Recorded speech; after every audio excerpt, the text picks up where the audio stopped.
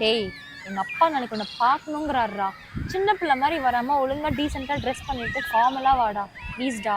ஃபார்மல்ஸ்ல தானே வரணும், நாளைக்கு பாரு.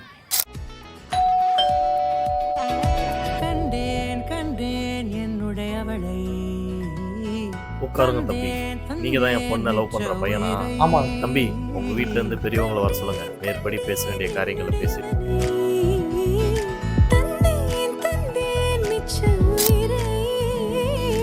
உற்று உன்னை பார்க்கையிலே தொற்று கிடைத்த தனிமையினை கற்று தந்த காதல் வழி விட்டு போனதே.